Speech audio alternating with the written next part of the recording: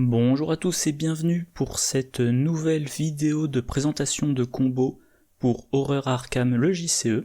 Aujourd'hui, alors une combo que j'ai dû citer dans une de mes vidéos mais que je voulais mettre en avant parce que je la trouve assez intéressante. Première carte de la combo, le limier invoqué. C'est un soutien mystique de niveau 1 qui coûte 3, trait, allié et invocation. Ça a 3 de vie et pas de santé mentale, ça occupe un emplacement d'allié et un emplacement d'arcane. En tant que coût supplémentaire pour jouer le limier invoqué, vous devez chercher un exemplaire de bête déchaînée parmi vos cartes liées et la mélanger dans votre deck.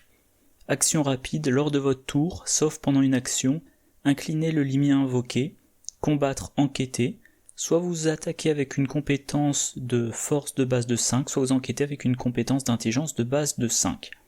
Alors, bête déchaînée, c'est une faiblesse. Voilà, le problème donc c'est que quand vous jouez le limier invoqué, vous allez mélanger dans votre deck un exemplaire de bête déchaînée, une faiblesse ennemie qui est 3, 3, 3, proie détenteur, chasseur riposte, révélation.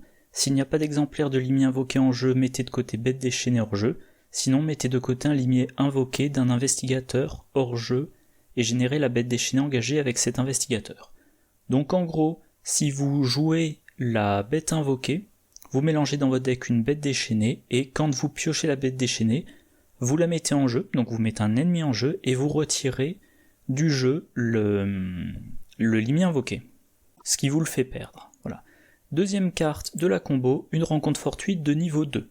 Donc un événement survivant qui coûte X, choisissez un soutien allié avec un coût en ressources imprimé de X dans la pile de défausse de n'importe quel joueur, mettez en jeu ce soutien sous votre contrôle. Quel est l'intérêt ?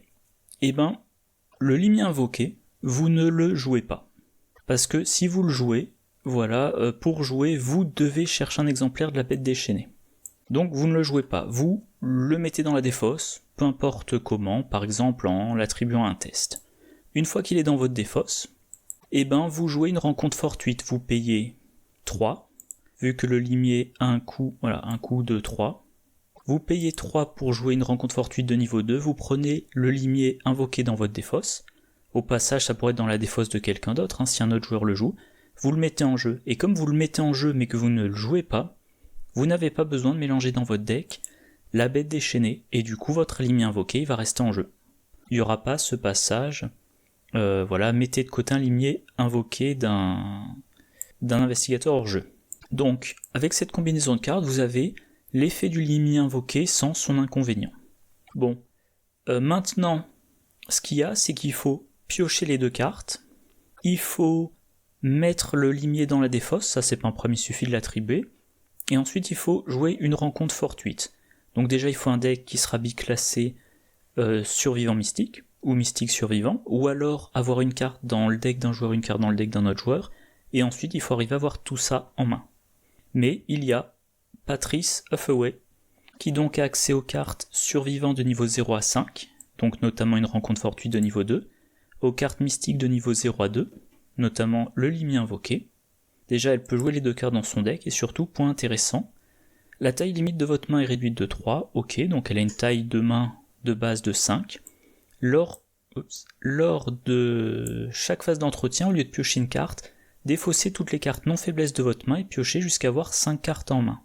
Donc, elle va très rapidement meuler son deck.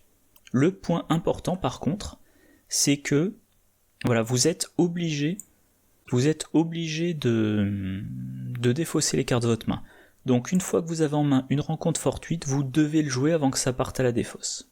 Mais voilà, pas plus compliqué que ça, donc on met dans son deck le limier invoqué, on le joue pas, soit on l'attribue un test, soit on choisit de le défausser quand on doit défausser une carte. Une fois qu'il est dans la défausse et qu'on a une rencontre fortuite en main, on joue une rencontre fortuite, on met en jeu le limier invoqué, on a en action rapide soit du combat avec une valeur de base de 5, soit de l'enquête avec une valeur de base de 5, et bien sûr la possibilité d'augmenter ses valeurs, et voilà, une carte polyvalente.